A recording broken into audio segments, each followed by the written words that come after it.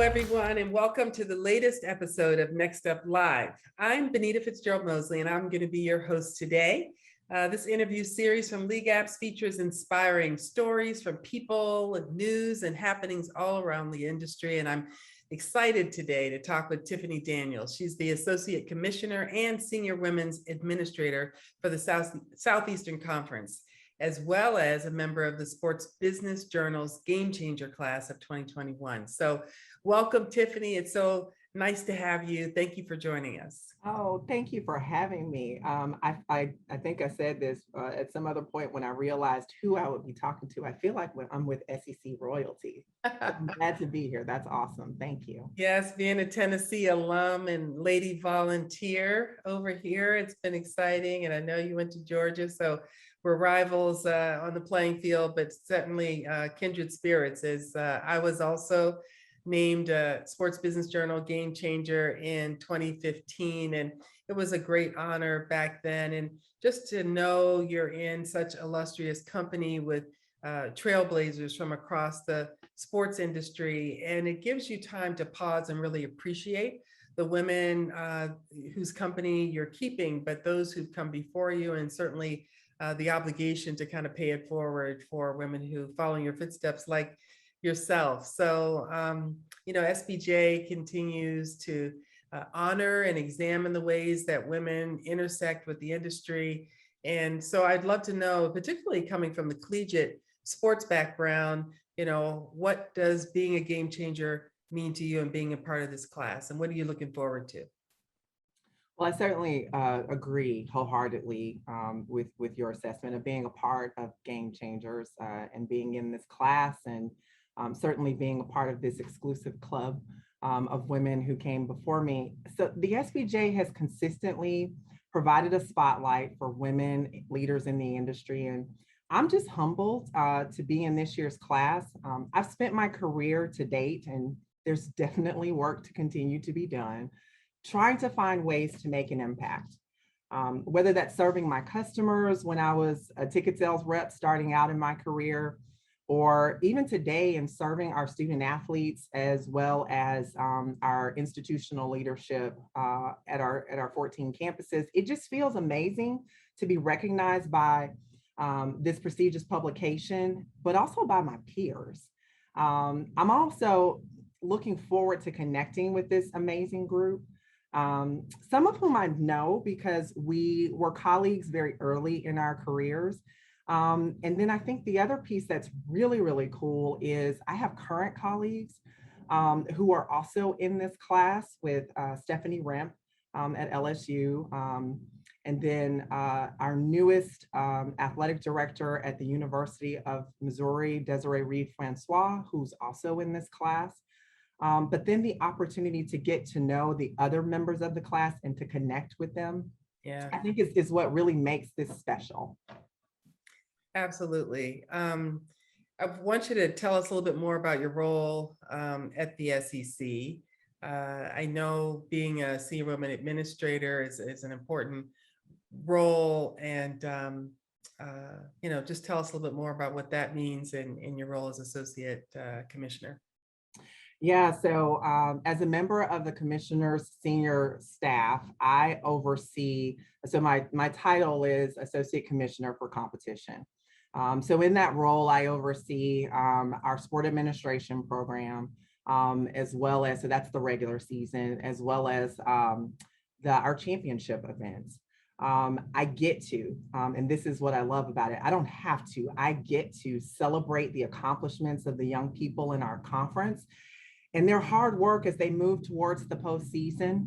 I work with an amazing group of people in this office who want to ensure that our championship events are lifelong memories for our student athletes, which is an important piece to what we do on a daily basis. This is about creating something special for them. I also have the pleasure, and you mentioned my role as senior woman administrator, of leading a very accomplished group of campus leaders through our governance process to set policy for the league. I have to tell you, I learn something from these women every single time we have an interaction. So there's a lot of give and take there. There's the leadership portion that I bring to the table, but then there's also the experience that they give me in working with them. I also, the last piece there, and outside of the whole other duties as assigned, I work with our student athlete engagement efforts. Misty Brown, who's our assistant commissioner for competition and student athlete engagement, and I work really closely together on our student athlete engagement thrust. I'm really, really proud of the work that we're doing in this area because it's creating a meaningful platform for feedback for our student athletes, and an opportunity for us to make sure that we are continuing to be connected to their experience as they move through the collegiate experience. Yeah, I mean, these athletes, you talked about the postseason, if you will, and going to the conference championships, which is so vitally important to each of the schools to do well in those championships. I remember that being in Tennessee, we won many a title for our women's track team at Tennessee. And ultimately, several years ago, I got honored as one of 75 student athletes, I guess, from the past 75 years on the 75th anniversary of the SEC. And that was a pretty cool honor. And it really brought back all those amazing memories of competing with those amazing schools in the SEC. It's a great conference, obviously a Power 5 conference, and one that continues to have a huge influence. And it's amazing that you have such a great position to influence all those, hundreds and thousands of student athletes that come through that. Yeah, and Benita, I'm glad you mentioned that because as a former student athlete, for me, this is a heart project. Yeah. Because I competed in this conference as well. And I have those memories of those special moments during my time competing at SEC championships. And so I think it's vitally important that we create opportunities for them that are launching pads for them to then move into national championship opportunities. And so I appreciate you saying that because it's definitely something that has stuck with me and continues to fuel, why I do what I do on a daily basis. Yeah, and I know we're both a little, have maybe, but I think you probably agree with me. The SEC is probably the best conference in the country. I'm biased. For many, many reasons. So speaking of playing sports, I know you played basketball at Georgia. You started as a young child and obviously through collegiate basketball. And I'm just wanting to know, how did playing sports shape yourself personally and also your professional development? Oh, that's such a great question because it taught me everything. So my parents did a phenomenal job, right? Just providing me with access to opportunities to try anything. I grew up as in a neighborhood with a lot of kids. I can remember being one of two girls in this neighborhood full of boys. So that was my first introduction, candidly, as I think back on it, to navigating a male-dominated setting. Yeah.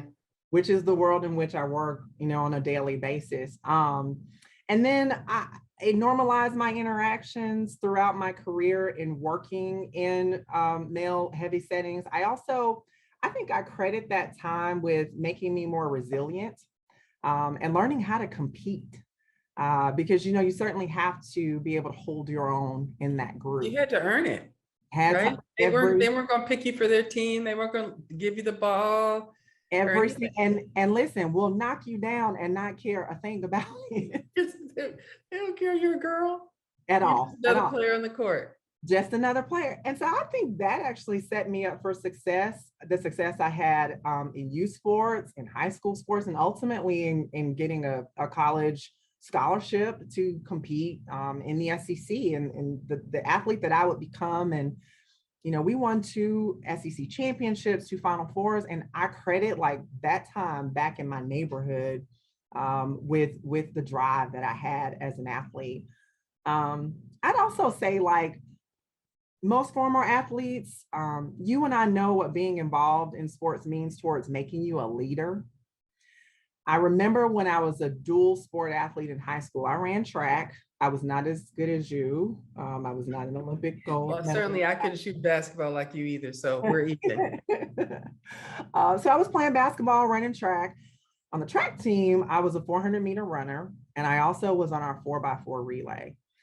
And and this is something as I look back on it that I realized really was a hallmark of who I would become in my leadership style.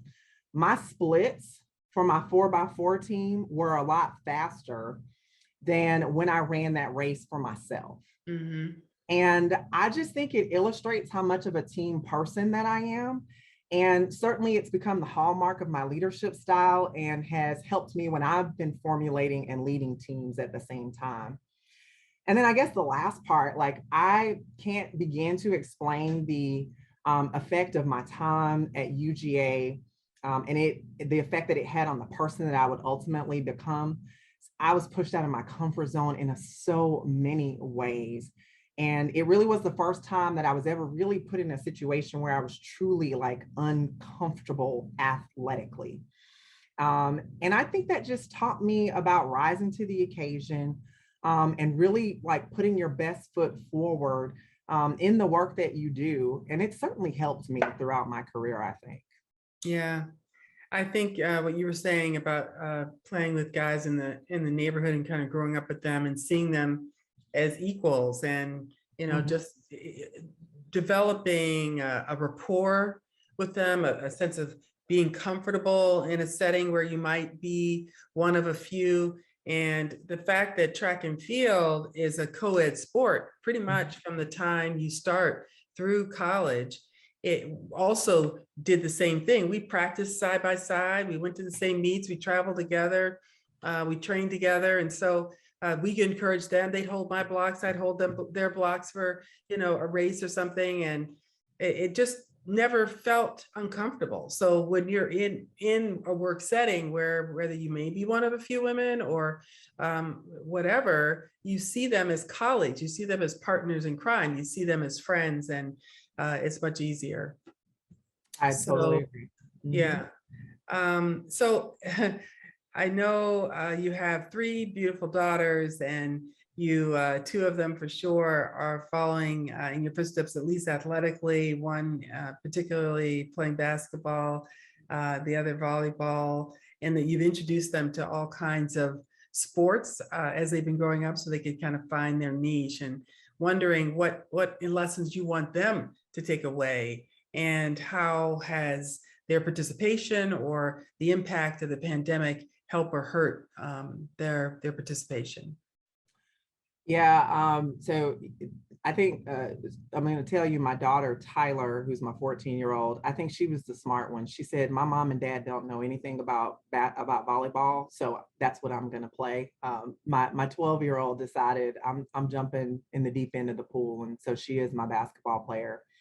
So I learned so much from sports. And so I think that there's so many, sports has so many intrinsic values and, certainly the opportunity to influence who you are as a person and kind of, build up that confidence. That's an important part to it. I wanted them to learn leadership. I wanted them to learn how to win and lose gracefully. But during the pandemic, I will tell you, I think they experienced probably like all student athletes who train and work hard in these sports, this sense of loss. And I think, we are those parents who have our kids in something every season. So it's kind of become a part of who they are. And so when everything had to shut down, they were, I won't say that they were lost, but they're just used to being around their teammates, getting that competitive energy out. Mm-hmm. And of course, when everything stopped, I think that they were a little bit off kilter, I guess is the best way to describe it. I think it taught them resilience, though. I think they learned how to articulate their feelings of loss, which I think is very, very important because we are in a time, and it wasn't just related to the pandemic. I'm even getting my collegiate student athletes talking more and more about their mental health and about how things affect them. And so for my girls to be in an environment where they felt comfortable sharing that loss, sharing how it made them feel, but then also trying to work through what that looks like. I think that was an important piece for them. And I feel like the pandemic is really what brought that on for them to be comfortable in that space. Our student athletes are dealing with mental health challenges more than I recall our generation dealing with. And that said, their environments and the way they are growing up are so different, and it's supercharged due to the access that people have to them via social media, all the information that they have access to. And so I think it just kind of made us reinforce the importance of sports, not as their meal ticket, but a stress reliever for them. And so what we've tried to do is to continue to feed into that and not, it's as a parent and as a former athlete, you have that drive, but you don't want to displace that on your kids. Right. You want it to be fun for them. And so I think it's helped not only what they've learned, but what we've learned also about how we need to approach athletics with them. My daughter she's a now senior in high school. She was in the middle of her sophomore year when the pandemic hit. She'd been injured her freshman year, sophomore year, got truncated because of, or cut, or, altogether her outdoor season because of COVID. And she was ready to quit sports. I mean, she was a travel volleyball player, a top track and field athlete. And she was so discouraged that she says, Mom, I'm just going to quit sports. What's the point? Right. And a few weeks later, she came back and said, okay, I didn't really mean it. This is what I'm really going to do. And she doubled down on track, took the pedal out the metal a little bit for volleyball, and eventually decided to transition to track altogether from her favorite sport, volleyball, because she knows she has more potential to compete in college and in track and field. But to see her pick herself back up from being completely in the doldrums, and as much as a parent, you want to rescue them, you can't. They've got to kind of process all of that themselves. You give them the advice, you give them the input, but you're right. Seeing them and allowing them to kind of deal with the emotions that they're feeling related to the pandemic and otherwise is really important as parents. It's hard, but it's important. Extremely hard because we want to fix it. Yeah, we definitely want to fix it. We want to spare them any heartache as well. That's right. We all feel like you talk about a lot the student athletes there in the SEC that you oversee in the various institutions, and wondering what kind of advice you're giving to them as far as their professional development and following in your footsteps. In a letter to my younger self, which is usually how I approach that, I would remind folks, young people, they're enough, and especially women. Young women, young professionals, we put so much pressure on ourselves. I think that if I think back to when I started my career, the other piece of advice there was being, I'm in the room because my perspective is important. And so I need to use my voice and I need to speak up. So I think that's an important piece, and kind of depriving others of that perspective and that intellect and all of it. All of it.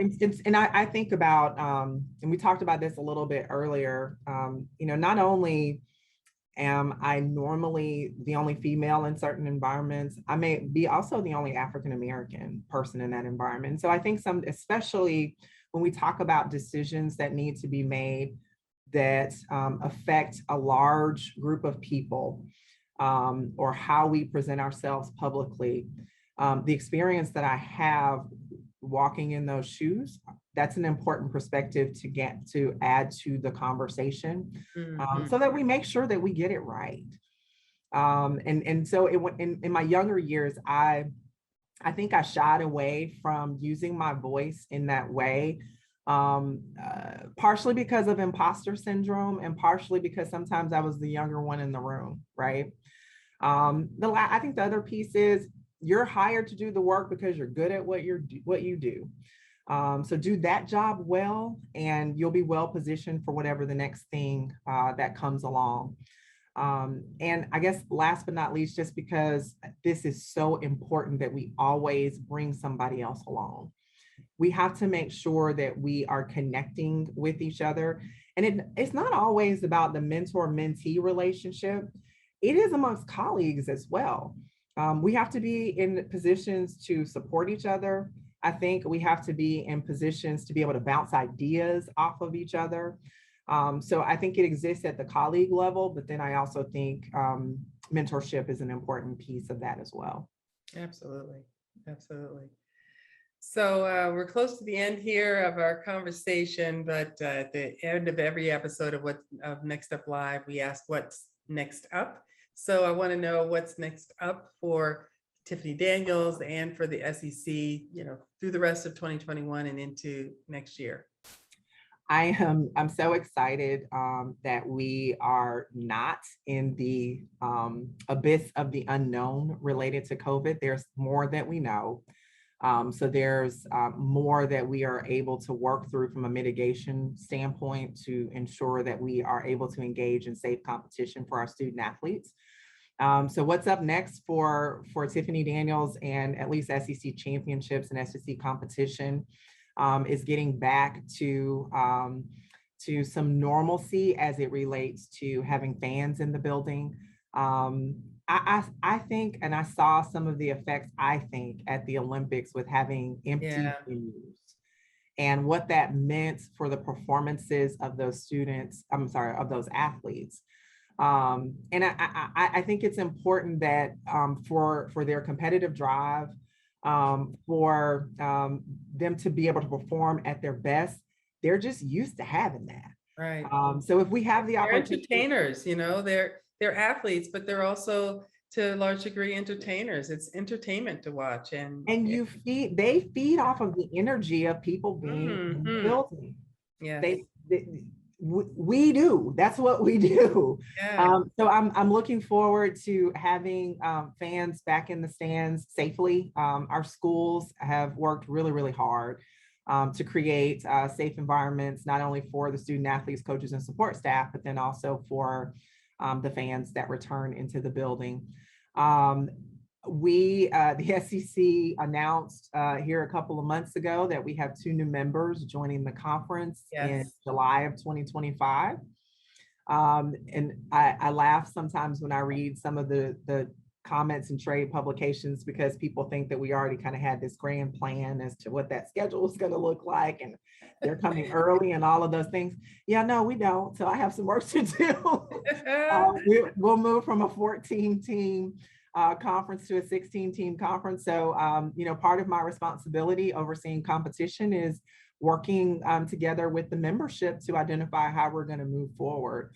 And I think that the last piece for me, what's up next is the Game Changers Conference. I'm really excited about this award, but I'm excited about having the opportunity to receive it in person. And as I mentioned earlier, to meet this amazing group of women that are a part of this class. So looking forward to the end of a successful 21 and going into 22 with a bang. Well, it sounds amazing. And I hope to see you there in New York City for the Game Changers event and meet you in person. It's been lovely talking to you. Congratulations again on this amazing accomplishment. And I'm excited to see what you accomplish next.